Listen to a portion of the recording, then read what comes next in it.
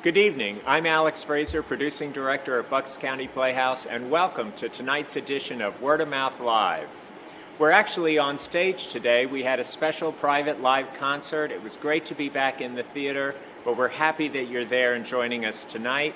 We have a couple of things coming up next week. Next Sunday night is our next edition of Playhouse Live Variety with our special guest host, Adam Pascal, who you know, of course, from Rent. And then we just announced we're participating in a nationwide production of A Christmas Carol, a special one-man version starring the Tony Award-winning actor Jefferson Mays. All information is on our website. I hope you'll join us for those two things. And we're putting together a Christmas concert that will be both live on stage and streaming starting December 3rd. Please join us for all those things and keep us in mind of your end-of-year giving. Thanks so much for joining us. And now, Michaela Murphy and Ophira Eisenberg. Yay! Yay! Hello! Welcome, everybody. Yes, welcome to Word of Mouth. It's so great to be here. Hi. God, I can't believe it's been a month already. Feels like the month felt like a year. Yeah, I was looking at Facebook, as I do sometimes, and I was like, wow, a lot of people have birthdays. And then I was like, year, because I guess I just have been looking at people's birthdays on Facebook for the year. But it's like everybody I know has a birthday. Yeah, but I know is celebrating something at some point during the last 8 months. Yes, of course. Yes, so yeah. So how are things over there? How are things over there? How Everything are you? is good here in New Hope. We're hoping the power hangs on because there's a storm a raging outside or same there. Yeah. Great. Yep. There's a lot of wind, which always just makes me feel bad because all the restaurants and bars are hanging on to these last few warm-ish days with all the outdoor dining and bar stuff. So I'm sure they're like, but I was at an outdoor bar last night and it was cold. And it was hilarious because we are all like separated from each other except for the person that you're with. And everyone's wearing parkas and everyone's wearing scarves and mitts. And if someone even had a blanket, we're drinking beers. And you look around and you're like, this is how much everyone in New York hates their apartment.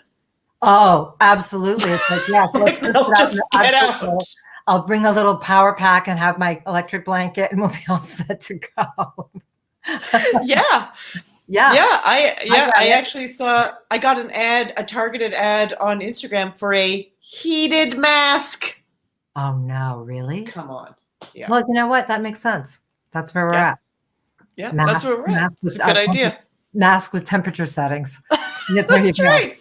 It's a good idea. So it feels like a little late. Like I guess we could have had that in the past for like skiing and sporting events and just being cold. Right. What would we thinking? So here we are. Well, tonight's theme: heroes. Heroes. I thought that would be a good. And can we just be totally? Can we break the fourth wall for a second? Yes, Michaela? we can. Can we break the fourth wall? So when Michaela and I talk after one show and before the next about what our theme should be, it is surprisingly difficult because honestly, you do not know how the theme will reflect on the day that the show happens.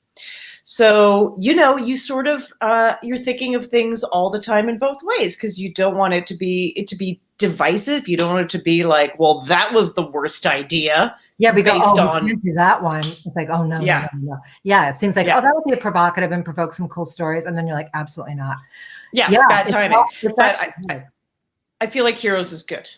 I think a lot of heroes. There are a lot of heroes. We do have a lot of heroes. That's where we're very lucky. There are a lot of heroes. It's good. Yes. And also, let's just if you're new and welcome, we're very happy you're here. We just wanted to give a little bit of the drill context. This is how we do the show. We're going to show you in a second because Ophira is going to tell me a story, and we do it together so that Ophira doesn't have to tell her story in the isolation of wherever she is in her apartment to her computer screen. She can tell it to a live person. Because I've done that. I've done a lot of just telling stories to myself during the last 8 months, and I'm not sure I would call that entertainment. For me, I feel like I talk to myself all day, so I feel like, oh, I'm just making this live event. This is like giving it a reason for an occasion. Now when I get to talk to someone, it's like, oh yeah, that's why you tell stories, to communicate it to somebody else. Yeah, so you make it special by splitting the screen. That's right. Make it different. That's how we're breaking things up. Exactly. So you're going to tell me a story tonight, a hero story. Yeah, my mother, I miss my mother. Tough. This woman was tough in a way that everyone admired how tough she was. And for example, I remember being in my brother's basement. He was doing renovations. So it was pretty rough, and he was showing us the renovations with my mother. And at one point, you just heard her like stamp her foot on the ground. And everyone was like, what? And she lifted up her foot, and there was a mouse under her foot. And she just, and she just looked at us and went, it was old and weak. Maybe it was sick. You're just like, oh my God, how did, like, the reflexes and just like right. So she was tough. And also just had a sense of fortitude that everyone always commented on. I'm the youngest of 6 kids. I was treated like the baby my entire life. I mean, even as I grew up, and my older brothers and sisters, like even now, it doesn't matter how many Con Ed bills I pay or white hairs I find or jars of like wrinkle cream I invest in. I'm still like the baby who is like still trying to figure it all out. So, and this with when my mother, strong, took care of herself, lived alone, but right around 70, she was doing fine, but right around 70, she all of a sudden had to go to the hospital. And what had happened, as we found out, is that her heart had been stopping for like 3 seconds. And this had been happening for years. She was like, oh, it happened for a while. Basically, she would just black out because her heart would stop. And then she would basically come back to and resume her life. And my mother, being my mother, the woman that would be like, oh, if it's, seems to not really get in my way, so I'm not going to care about it. I'm back. Yeah. Yeah, right. Because that was just who she was. I powered through it, so I guess I'm fine. But, eventually would catch up to her. And basically it happened in front of her friend, basically saw her, black out for a few seconds and then come back. And it turns out she had a very irregular heartbeat that meant that her heart was stopping every once in a while. And the best way to deal with this, in addition to medication, was to give her a pacemaker. Okay. So pacemaker, it's an operation. It's like one of the most amazing technological things that have happened in medicine is how these pacemakers, I mean, they're so unbelievably sophisticated. So from the operation point of view, big deal, but not a super big deal, not as scary as one might think. And the technology is unbelievable, but the recovery time on the other end was a big deal. And at the time we were told, for at least a month. So my brothers and sisters and I all get on the phone, and everyone's like, well, I could come for a few days here and I could do this here. And I'm like, yeah, and I'm going to come for a week. And they're like, no, you can barely take care of yourself. Okay. But we appreciate it. We like that you're thinking of us, and, just go back to, playing with your Legos or, and I was like, no, like, I want to contribute. And I was just pissed off too. I was like, no, I'm an adult and I want to be there for my mom. And, even when and they were like, fine. And even when I told my mom, I'm coming to take care of you for a week, even she was like, are you sure? Like, are you sure you're up for it? And I was like, yes. So now I not only wanted to do this thing that was just caring for my mom, but I really had something to prove. So I fly home and I'm there. I see my mother. I'm so happy to see her. I hug her and she goes, not too hard, because it's like, obviously I'm right on the pressure point. And she seems good, but a little frail, a little, obviously just recovering. But she's pretty hard on me immediately because my mother can do everything, and she could do everything so well and she would be critical she would be like, oh, or you're going to boil water in that pot. It would be of that kind of thing. Yeah. Oh, that's how you cut cauliflower? Don't you think that onion's a little big? Just observing everything, because it's not how she would do it. Mm. And I got to say, I understood it, but it was very frustrating. And after a couple of days, I needed a break. I just needed a break. So I was like, Mom, I'm going to go to the gym. Can I borrow your car? I'm just going to go to the gym. I just thought I'd go to the local gym and just take an hour to myself. And that seemed like a good thing to do. So she was like, sure, yeah, absolutely. And I got in her car and threw my gym bag in the back. And I'm about to reverse out of the little garage. And, I had a moment where I was like proud of myself. I was like, look at this. I'm taking care of my mom. I'm doing it. And I think I made her a meal, and she's better for it, and I'm better for it, and our relationship is better for it. And as I'm backing out of the garage, just thinking about how wonderful of a daughter I am, I hear this like crunching sound, and I'm like, what is that? It's a crunching sound of like metal. And I stop and look, and I have backed out way too close to the side of the garage on the driver's side, and I have ripped off the side view mirror on the side of the garage. Just ripped it off. It is, roll down the window and look, it is hanging off of there with wires coming out. And so the next thing I do is I put the car back into drive and go forward, thinking that will reverse time. But that doesn't work. So then I reverse it again, and I don't know what to do. And I drive. I just drive off to the gym, and I'm panicking, going like, oh my goodness, like I got to deal with this. Like, what am I going to do? They told me when we were to take care of her that it was important to make sure that she was able to rest. And they said, don't put her in a stressful situation. I'm like, this is going to freak her out. Oh my goodness. Like, what have I done? And, I'm going through all these thoughts, like, how can I not tell her? How can I not tell her? Which is amazing, because am I my mother's daughter or what? After a woman who didn't tell anyone that her heart was stopping. And I'm going through these crazy scenarios. I'm going to buy some glue and glue it on, and some silver nail polish, and I'm going to paint it over. That's like one idea. And then I'm like, that's insane.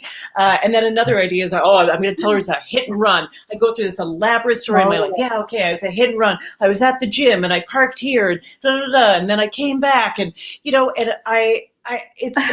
that seems like, it seems a little familiar, this story, actually, as I'm thinking about it. I'm like, oh yeah, I think I've used that before when I was like 16 and learning how to drive. And I get to the gym, and I just think to myself, what am I going to do? What am I going to tell her? And what occurs to me that the only thing to do is to tell her the truth, which honestly would be a very big move for our relationship. And so I drive back to the house, and I don't park the car back in the garage. I park it in the front of the house on the sidewalk. And I come into the house, and my mother is there, and she's looking at it. And she goes, why did you park in front of the house? And, and I prepared this very calming speech that I'm going to tell her about what happened. But instead, I just see her, and I go, I did a bad thing, and I'm totally like crying, and I'm acting like a child. I'm acting like a child, and she goes, what happened? And I tell her that I reversed out of the garage, and I didn't really look, and I came too close, and and then the thing fell off, and it's really broken, and I'm sorry. And she is looking at me with this disappointed, motherly look on her face of like, look at my little girl. Still screwing up, my little girl. And I am looking at her thinking that she doesn't know that I have just done one of the most adult things in our relationship by coming completely clean and truthful about a mistake. And so she's like, okay, well, let's deal with this, and we go through finding the contact of a dealership, but I call the dealership the next day. That gives me a mechanic or a body shop place that can fix it. And they give us a price estimate. I say to my mom, I'm going to pay for it. Of course, I'm going to pay for it. And she knows I don't really have the money. So she says, why don't we split it? Aww. And we drop the car off. We get a loaner for a couple days. They do it very quickly, and then we pick it up. It looks great, and we're driving back to the house. And I'm saying to her, it's all done. It looks great. I'm so sorry. How's your heart? And she was like, well, she goes, well, good thing I had the pacemaker. Let's just say. And she goes, but make me a promise. Make me a promise. And I was like, of course, whatever you want, Mom. And she says, let's just never tell your brother that this happened, because he will never let you live this down. Oh, I know. And I was like, even in the moments in my life where I tried to take care of my mother, as imperfect as it was, she always still found a way to take care of me. Oh. So there you go. I love that. I love this image of your mother stomping on the mouse. Oh my God. Oh my gosh. I mean, I have a mouse trap and I want to move. Like, just like, this woman, she had a root canal a couple times, and she was definitely against the anesthetic in the dentist. She got her hip replaced, and they just give you a general anesthetic for that. And she was like, yeah, I felt like I woke up in the middle of it, because I just felt I felt like a tickle and a knocking. Oh, my God. And it was like a hammer. That was a hammer into your bones, Mom. It was a hammer. A knocking. So yeah, she was I love strong that woman. story. Strong woman. I love that story. Thank you. Yeah. I love that hero. you did the most adult thing, telling the truth, and she's like, oh, my little baby. Yeah, I don't know why I was that was not the way you did things in my family. Tell the truth, honestly. If you screwed up, I'm the eldest. Yeah, you would get in trouble, and everyone was. It's almost like telling the truth. They'd be like, "No, what did you really do?" Yeah, yeah, right. If you told the truth, they were like, "What is tip of the iceberg? What's going on here? What are you not telling me? Why are you telling me the truth?" It was like a kind of a thing. It was like, oh, if you're going to, in my family, it was sort of always like, when you screw up, you have two options. Like, it was just sort of like, your best option is to figure out how to cover your tracks. Like, that's. Yes, absolutely. Yeah, totally. Who did I raise? Yeah. Oh, that was so great. I'm psyched about this theme tonight. We've got a really so we've got Mike Albo. Unbelievable. Yay! And Dame Wilburn from Detroit. Also awesome. And Jen Singer. Yay! Yeah, we've got a really good site. Hand-picked amazing storytellers. Totally. I know. I'm really excited about it. So are you ready to roll? So our next story. Thank you for that great story, Ophira. Oh, I love when you tell stories about your mom. So our first one after Ophira tonight is Mike Albo. So let's bring Mike Albo on. Mike Albo. Hey. Whoa. Hi. Wow, this is so weird and technical. Ophira, my dad has a pacemaker, and I also backed out of the garage and ripped off the side mirror. Are you serious? That makes me feel so much better. Joking. It's a thing. It should be like that. This is something to look out for. And I feel like I was the same way. I was just sort of like confident, like, I've got this, boom, and like never done that before in my life. So bizarre. And for years I would come back home and same car, same garage, and I would make my mother back that car out of the garage, and then I would basically. So, there's nothing worse. Like, I mean, yeah, your 16-year-old self comes back, and you're just like, I have my driver's permit. Totally. And I love how these moments always happen, like in a self-congratulatory back. You know what I mean? Like, wow, I'm doing really good, and then it's like, oh yeah. That's that old thing where it's like my mother used to always say this too. It was so creepy. Like, if you fell down and hurt your knee or something, she would be like, "That's God's way of saying that you're going too fast." Oh wow. It's like Icarus. Let me get close to the sun. So you're too proud of yourself. Something's going to knock you down, right? There's some truth in that for me, I think. Yeah. So Mike, welcome to the show. It's so nice to have you here. You're in Brooklyn, right? Yep. Gowanus, which I like to call Gowanus. I used to live on Union Street. I know. I pass by your old place all the time. There it is. So it's so good to see you. Thank you so much for being on the show tonight. So you got a hero story for us? I do. Excellent. Well, I first wanted to say like how much I appreciate this show and how much I love that people can come together. But I'm sure you would agree, like we all miss live events, right? We all miss live theater, live music. And the one thing that I miss more than anything that's live is live gossip. I just, I mean, you know, gossip over the phone and Marco Polo or whatever the hell else is fine, but I need gossip, like live gossip where I'm with the person and I'm learning like that someone's a bitch. You know what I mean? Like I just need it. And so it's just not the same. And I become the snarky, cynical New Yorker I always feared I would become, you know? And like, I don't even like those people who are like, I don't gossip. I hate those people. Like I'm deeply a New Yorker who needs that kind of stuff. And years ago, I really tried to shake this my addiction to gossip, and my slow bit like New Yorker cynical exterior.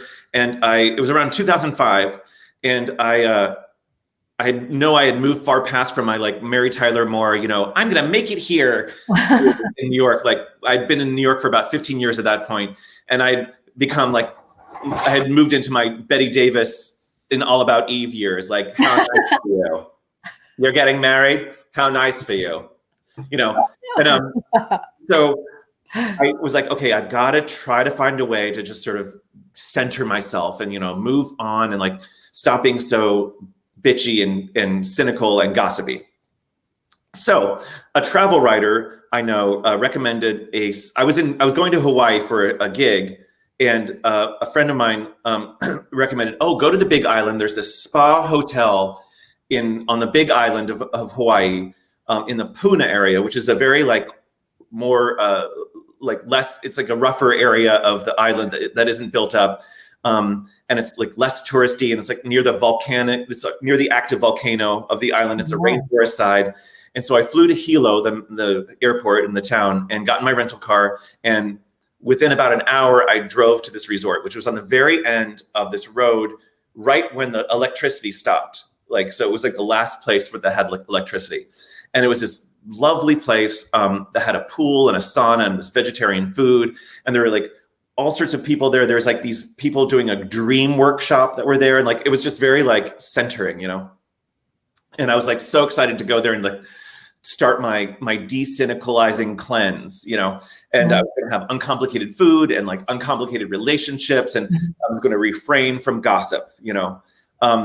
And I, you know, for a day I was like, you know, gossip free, and I felt really good about myself. And then the next day so among this place, there were like a lot of these workers, most of the people who worked there were like just out of college kids, you know, and they participated in this sort of work study program. They lived in these A-frames that were sort of outside in the property. And, you know, they were like these young kids, and they were sort of fun. And, you know, they would hang out in the swimming pool and talk about, you know, other people and talk to each other. And I was just like, oh God. And so like, I started becoming friends with these kids. And there was this bar at night that I would go to. And slowly I, you know, went sort of back to my old ways and learned all sorts of things about the people on the staff, like how the yoga instructor was cheating on his boyfriend. And there's this work study guy who gave massages to women and had like, you know, screwed around with like 3 of the guests. And, you know, and it just also, I was getting all the juicy gossip, and I did this, and I gorged on it. And then that night in the hotel room, I like laid down on my bed, and I just felt like so shameful and bloated and like full of like, you know, I was back to my old ways. To relapse. Just get away and like have my dewy rebirth, you know? And so the next morning I got in my rental car and drove down the road to this beach called Kahena Beach, which is a black sand beach that everyone goes to. And it's apparently where dolphins come like at least twice a day. So like dolphins come into this cove, and everyone goes there and like hangs out and like communes with the dolphins in this sort of neo-tribal way, you know? So I was like, okay, this is it. And apparently there was a woman there called the Dolphin Lady, and she swims with the dolphins and like swims with them for hours and throws them colorful rags, and they fetch and return to her, and she watches over the creatures, and she's sort of like an ambassador between the human world and the dolphin world, and the precious ancient dolphin world, you know? Yeah. So here was the pure connection I was finally going to go for. You know, I was like, oh my God, I'm going to meet the Dolphin Lady. Everything's going to be great. I'm going to like finally, you know, clear myself. and like the dolphins will surround me and they'll like find my inherent good energy and like, you know, I'll frolic with them. I'll be like nude and free in a drum circle. And so I parked my car and walked down the path to the black sand beach, and it was full of all these like local Hawaiians and, you know, old hippies that had moved there years ago, and these like young Bonnaroo type kids, you know. And I put my towel next to these two girls that I had met, in two of the staff members that I had met, and you know, I was like, hey, you know, let's hang out. And but before I could like talk, before we could really chat, 100 or so dolphins magically arrived. And they like moved into the cove, and everyone's like, the dolphins are here. Oh my God. And I was like, oh my God, the dolphins. And I was about to go out, and there's this man sitting next to us, and he was like, watch out for the dolphins. One broke my femur with its tail. And I was like, okay, no problem. And so I ignored it. And then I went into the water and put on my goggles and swam out. And I wanted them to like I wanted the dolphins to sort of single me out, you know? Yeah. I was special, you know? And like I was trying really hard to like exude eco-conscious energy, like I was like a human Prius, you know. I was just sort of trying so hard. And they swam, and some of them, they were far away, and one was sort of close to me, but like was under me, but it was just sort of like, hey, whatever, you know, like. And I was like, oh, I respected that. I was like, you know, you're busy. You're like, dolphins are very busy, you know. But this one dolphin sort of swam close to me. But anyway, I went back to my towel, and this woman was sitting there on my towel with these two girls, and I was like, okay, you're sitting on my towel, but that's fine, you know. I'm full of eco-conscious energy, and they were crouched in front of my towel, and this woman was crouched in front of my towel talking to these two girls, and the woman was wearing a wetsuit and had colorful rags stuck in the wetsuit. And I was like, oh my God, it's the dolphin lady. It's like the hero theme.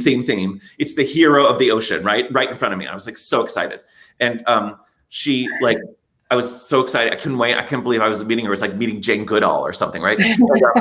I couldn't wait to like her to be like, look at you. You need help, and but you have a good heart, you know. And she like take my hand. And so I tried introducing myself, but she didn't really turn away from these two girls. And she talked to these two girls about her special connection with the dolphins, and how, you know, she said how she looks into their eyes and speaks their language sometimes, and like how she once babysat a dolphin, an offspring, like while the mother was dealing with stuff, and she was writing a book about her experiences and she also mentioned she was a lesbian, and I was like, oh, cool, like I'm a lesbian trapped in a gay male body. I love lesbians, you know, like. And but she wasn't really paying attention to me, and I was like, okay, so I was sort of like this great delegate of the water world. I'm just going to try really hard to befriend her. So I was like, oh, your work sounds so interesting. Will your book be a memoir or more of a study of dolphins? You know, and she looked at me like a fly had moved in front of her face too close, and she was just sort of like, and she just kept talking, and I was like, oh my God, I can't believe this. Like, the dolphins are like the Michelle and Barack Obama of the sea, and this woman is their friends. Like, this woman she's just like on the make and like trying to use her clout to like get laid, and like they chose her to be their friend. And I was like, all my like, beautiful dolphin glow energy turned into like a black hate light for the dolphin lady. And then finally, I think she decided that the girls weren't interested, so she moved on, and she walked away. And then the dolphins returned, but I was afraid to swim out to them because I was afraid that they would like hear like a little high-pitched squeal, my detest for the dolphin lady, and they you don't like our friend, and they kill me, you know, like break my femur or something. And then I thought, well, maybe there's like this one, you know, if they like are stupid enough to fall for this woman, like maybe there's like that one dolphin who's just as cynical as I am, and maybe it was that one that swam really close to me. And I imagine that one dolphin like sort of standing far away from the other dolphins frolicking with the dolphin lady and being like, ugh, you know, like is so like such an attention whore, you know. And I was like, I gotta go meet that dolphin. And so I swam out, and I was so hoping I would like the dolphin would come up to me, and like I would grab onto his dorsal fin, and he would take me to the city, and like we would hang out in like a cave and just like talk bitchy about the other dolphins. But it didn't happen, but I'm hoping one day. Anyway. Oh my God, a human Prius. I love that Michelle Brock and Michelle Obama. Oh my God. It's like the dolphins fall for things too. They fall for, Clearly. Yeah. Clearly. Oh my God. That is, oh my God. It's so true though about like live gossip, because like when you're with somebody, you're like, wait a minute, what was that? Like, wait, there's something. They're like, no, she's really great. And you're like, oh, wait a minute. Right. And you can like grab onto their arm and be like, no. Like, I saw that. I saw that. It's more visceral, Yeah, it really is. I totally agree. Yeah. Oh my gosh. Oh, so did you ever go back? No, I'd love to go back there. It's a beautiful island. It's really wild. Another story. I stayed in a nudist resort there too. That was sort of fun. That sounds kind of. There were whales off the coast of New York, like by Long Island, up by the Hamptons this summer, and it was amazing. It's like not good. I mean, it's like a total climate change thing, but still, it was pretty cool to see them. Oh man, it was amazing. I bet. So amazing.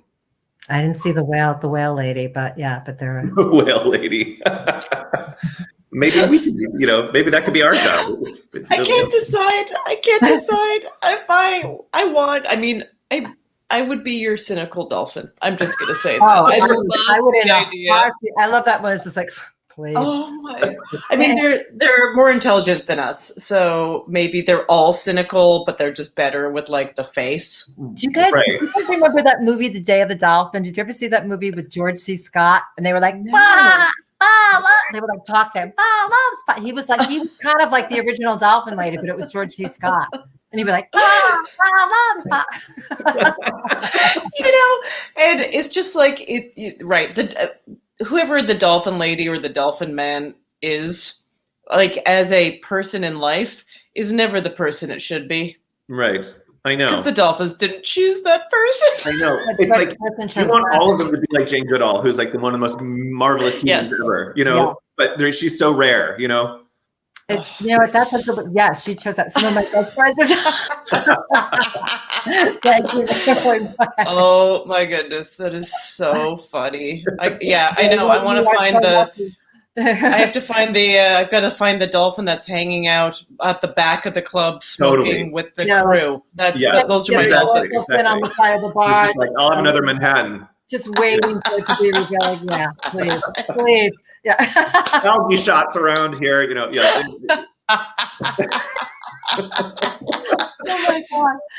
Oh my God. Thank you, Mike. Thank you. Mike, everybody. Always a pleasure to have you. Thanks, guys. Back again sometime. So good. Yeah, so funny. Hilarious. The hero. That also just made me miss travel. Oh, I know. I thought that I was like, go to Hawaii. Remember when we used to be another place? I'm like, go to like New Jersey. Yeah, right. Exactly. Ooh, New Jersey. It's different over there. Yeah, it's like somewhere besides the store. Yeah. So. Well, I'm really psyched for our next storyteller. I love this woman. She's a frequent Moth host and storyteller. And I first met her when I was in Detroit, and she's just a knockout lady in every possible way. So we're going to welcome to the screen, tell Ophira story, Dame Wilburn. Dame Wilburn, everybody! Hi, all the world family. And I would say another of your credits that I will add, Dame, is that I enjoy your Twitter. I am doing my best to increase the level of diatribe on Twitter without bringing any clarification. So I'd like to think that I'm doing what everybody else is doing. I'm just consciously doing. Yeah. I just add things. I don't know how they fall into the grand scope of things. I'm not taking it too seriously. I can't. I think the things that we do on the ground are the things that matter, and the things that we tweet are the stuff that we're thinking about when we're on the toilet. So there it is. Well said. Well said. There it is. That's my campaign slogan. I feel like I've heard it before. All right. I didn't invent it. I'm just going to claim it. which is another Twitter trait. That's right. All right, what do you got for me? Tell me a story, Dave. When I was little, I would go stay with my grandparents and my family in Georgia. So I live in Detroit. I was born in Macon. And then on the summers, my family would basically ship me home like mail. Like they would put a letter on my shirt and put me on the plane. And then the stewardess would hand me to any old black man that happened to be standing there. Soon that was my grandfather, and saunter off. And so I would go see my grandparents, and I was a chubby kid. So the problem with being a chubby kid is that every single person is interested in what you're eating. So my mother would always check on my calorie count, even though she was drinking vodka. My father would check on my calorie count, even though he was drinking 6 Coca-Colas a day. Like everybody who had a theory about my health was never thinking about their own, which is fascinating. So I got sent to Georgia, and my grandma Lou was a health nut. 2 packs of cool menthols every day, but health nut. So she made her own tea. She made her own muesli. She made her own granola. It was very weird to be with this woman in the South. Strange lady. So she also had 3 refrigerators. She had 2 refrigerators and a freezer in her kitchen. And I was banned basically from what I call the heathen refrigerator. Now, in the heathen refrigerator was fried chicken, potato salad, my granddaddy's sweet tea with the sugar in it that made your teeth hurt. Basically anything delicious, good, yummy was in that refrigerator. My grandmother's refrigerator was full of muesli, ice milk instead of ice cream, no clue.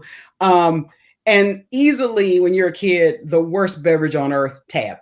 Because when you're little, you're like, oh, this is soda. And then you drink it and you're like, this is not soda. This is the opposite of soda. This is a car polish that somebody put in a can. So I would often be challenged during the day on some sort of laundry list of what I'd eaten.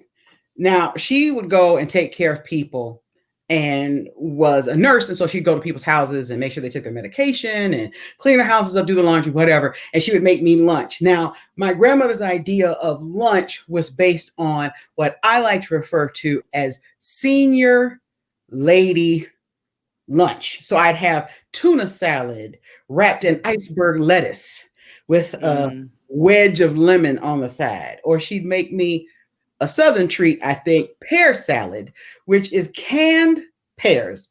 Take it out the can, put it on a couple leaves of lettuce, put a little light mayonnaise in the scooped out part, and sprinkle cheddar cheese on the top. Let me establish for you that I thought all of it was terrible. I never tried to go in her refrigerator. Everything in her refrigerator was scary in a different language and tasted bad. Everything. Didn't matter what it was all terrible. So I would hang out in the heathen refrigerator. So my grandmother would make me all this food, and I would go in the heathen refrigerator to get 2 pieces of cold fried chicken, a spoonful of potato salad, and go sit on the couch and watch TV. All things I'm not supposed to do. She also wanted to encourage me to be outside. So my grandfather was a plumber, and I would sit on the back of his pickup truck on a toilet and just eat like a popsicle and stare at the sky. And she thought I was playing, but I lived in Detroit. I didn't know how to play outside. We'd go outside. We do the dozens. I'd call somebody a name. We get in a fight. I'd come back inside. Nobody went outside and played. Like, what is that? So finally, he just kept ratcheting it up. And what happened was, Georgia is hot. Now, people say, oh, yeah, Georgia's hot. Arizona's hot. No. Well, Mississippi's hot. No. Georgia is 106 degrees with 290% humidity. Georgia is the hottest place on earth. Georgia is like being in utero. You have to actually learn how to breathe water again. Georgia will make you a fish. And I was unprepared for that level of humidity because it takes you like 9 months to get used to it. And I was never there that long. So the arrangement was that I would sleep in my grandmother's room. My grandmother had 2 twin beds. I sleep in her room, and it was a misery. She didn't have a window fan. It would give her little coughs.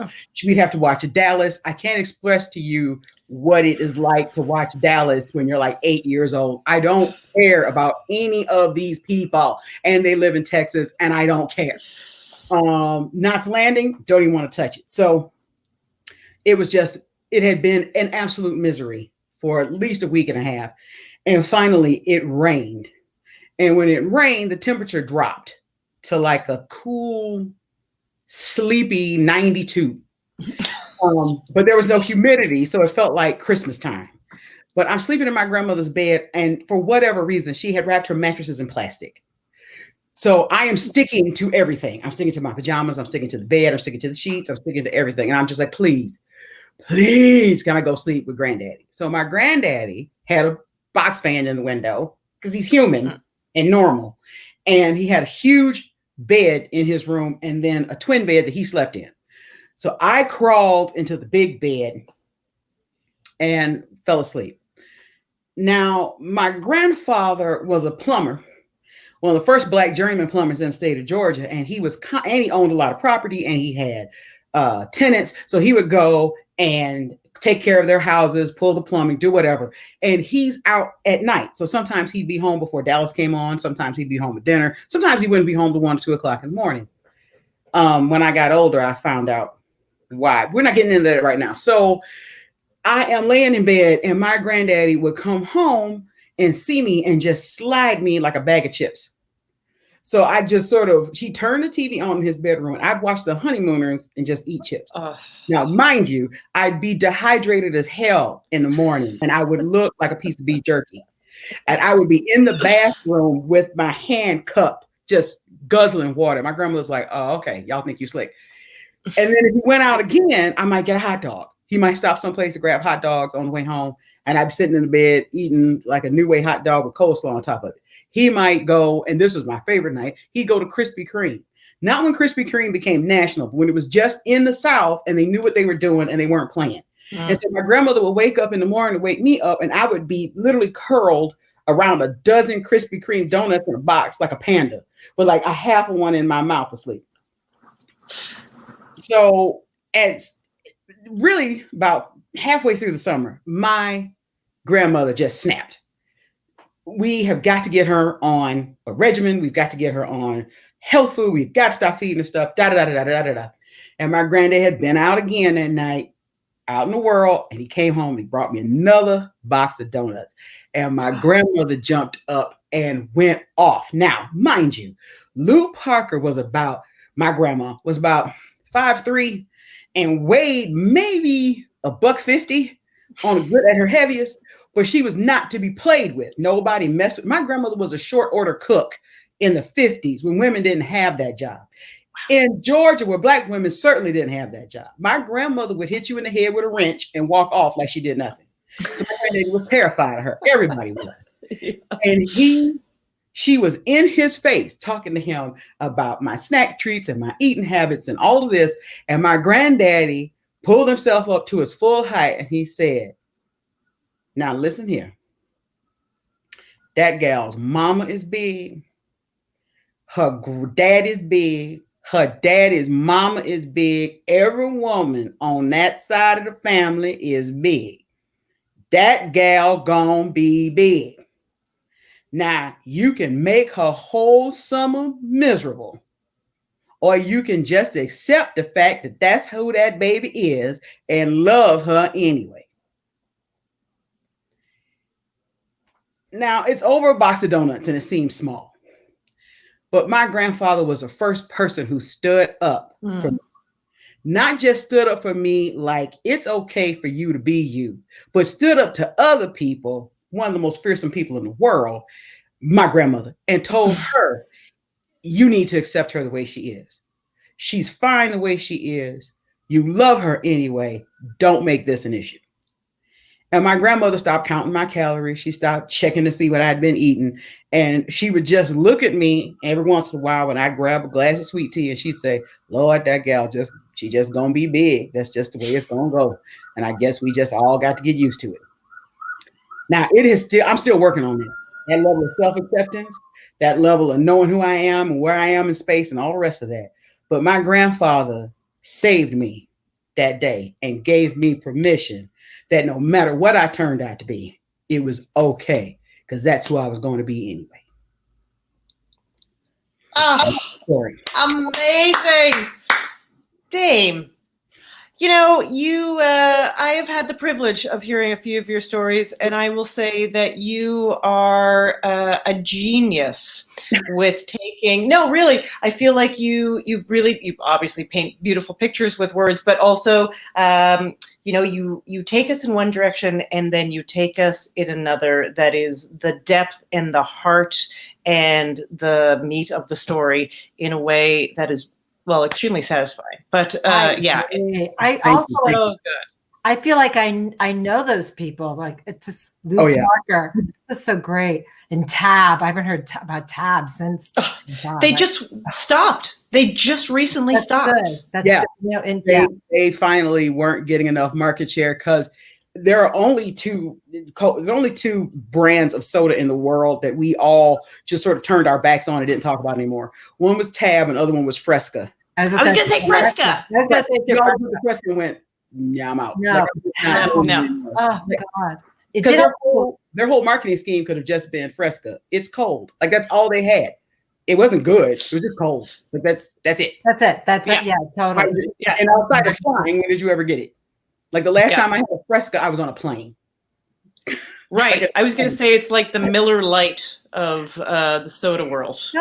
Even though I have had a High Life in my life, but I will tell you, I've never had a Miller High Life when things were going great.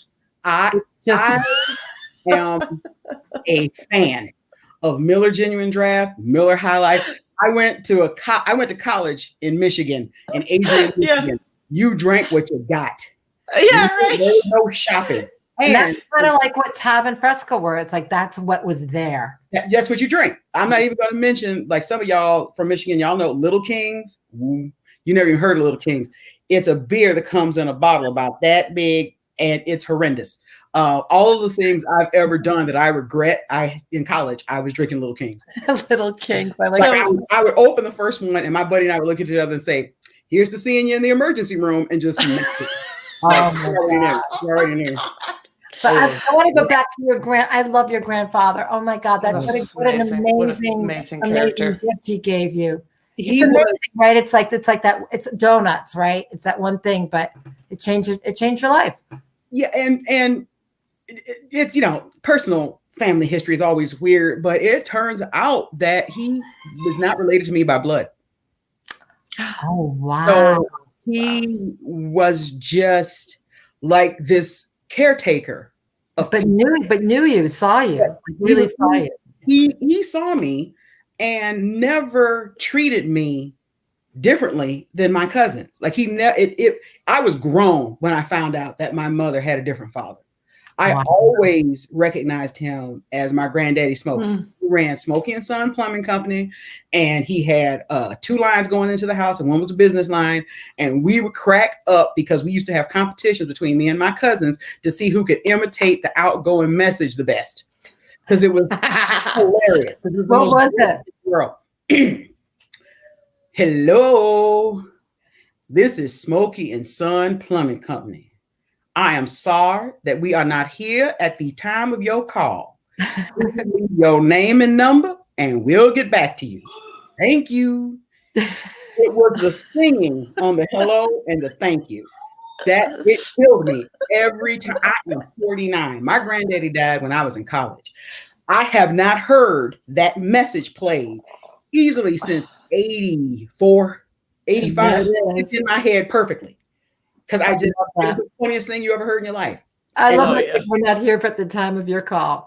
Oh, yeah, not here at the time of your call. Perfect. Dame Wilburn, you're beautiful. Thank you for having me. Thank you so much for being on the show. Please come back again. Thank you. Dame Wilburn, everybody. Oh my gosh, I love that story. So good. Also in the chat, Mike Albo, who we just saw, was like, we need to revisit Knots Landing and see if it holds up. Good. I know Knots Landing. When Dave said Knots Landing, I was like, oh, Knots Landing. Dynasty.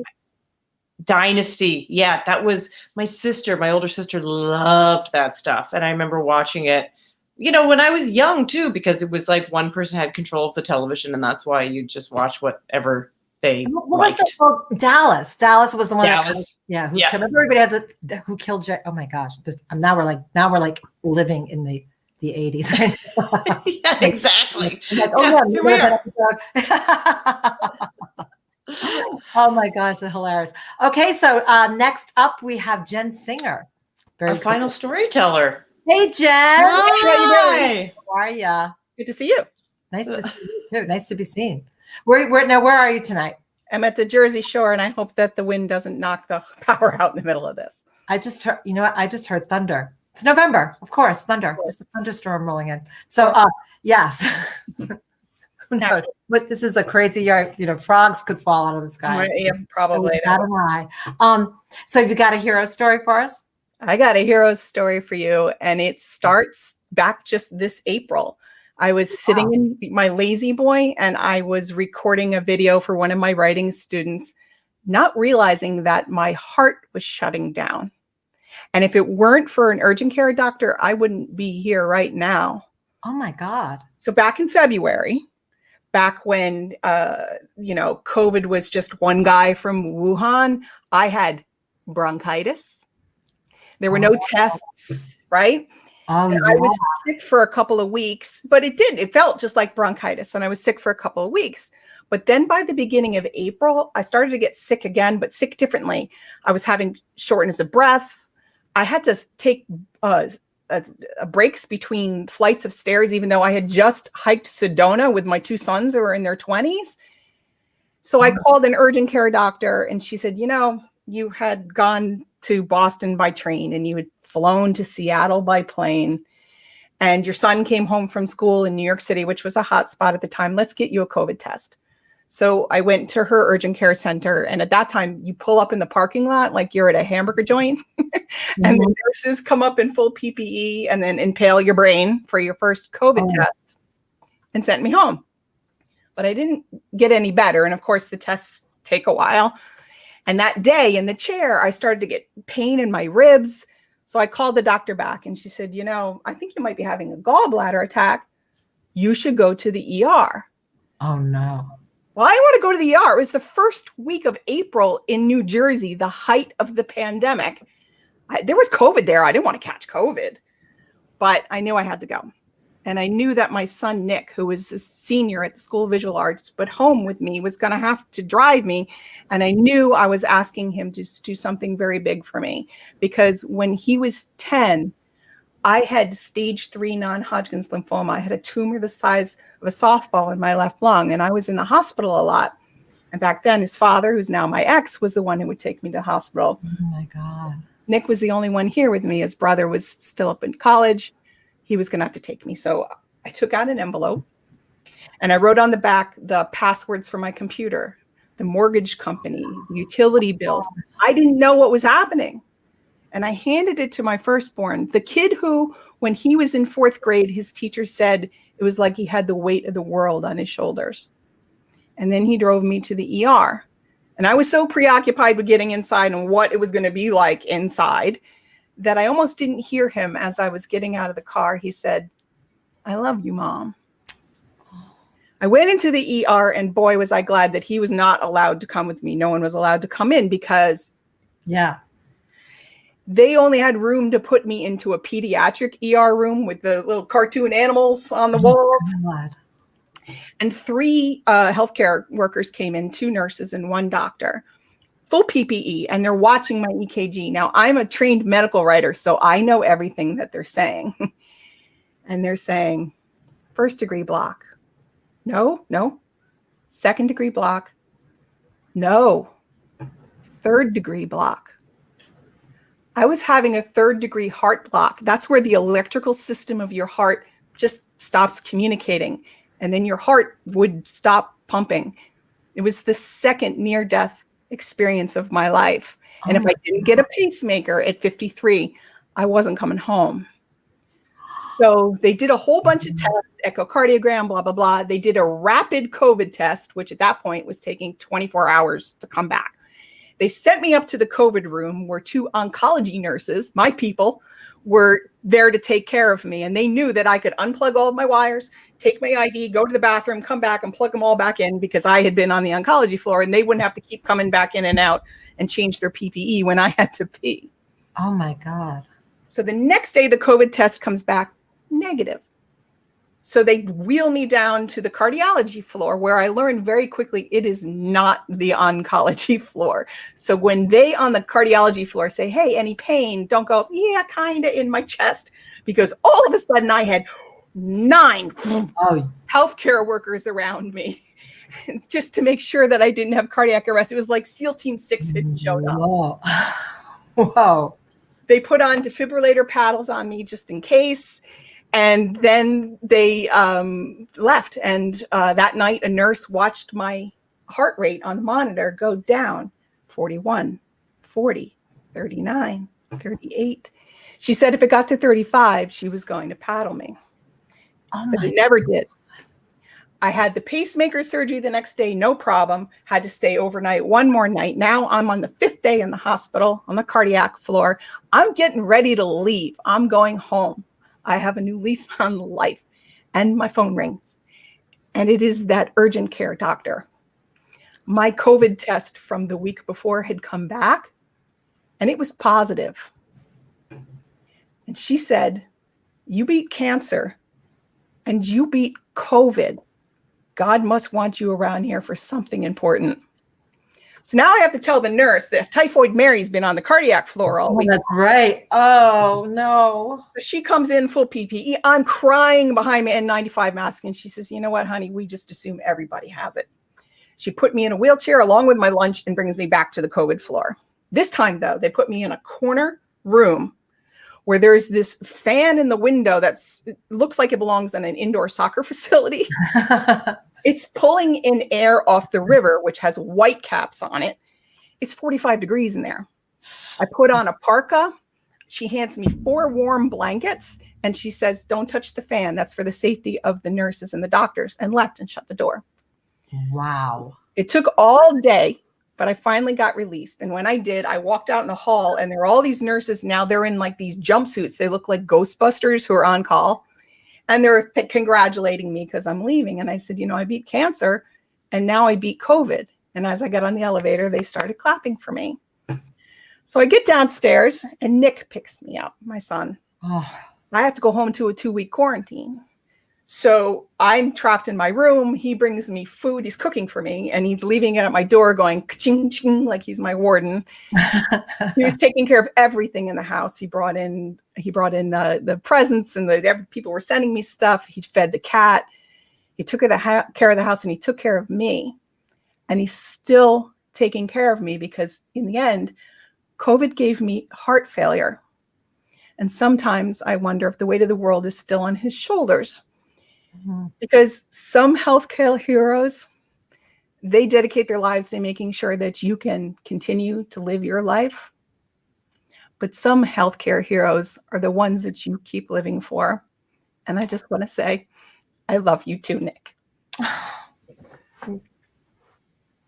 Oh, that was beautiful. Thank you. Wow. He sounds like an amazing son. He's a great kid and a wonderful artist. He's doing some concept art now, and he's trapped in the bubble with me in this house, and I appreciate him. And his brother's coming home. They're both quarantining in the Poconos right now, so they can come home. Nick went and saw some friends, and they're going to come home, and then we're going to be together, stuck here. Wow. And also what you've been through, you know, non-Hodgkin's lymphoma, and then your heart. I mean, it's just, I'm so glad you're here. I'm so glad I'm so glad you went to urgent care. And I'm glad you went to the hospital. Sounds like you had really great doctors. I did. I really did. Thank you. Oh my gosh, that is an amazing story. Thank you. This year, man, has been, it's amazing. What a year. Yeah. Thank you so much. That was just extraordinary. Thank you for letting me tell my story.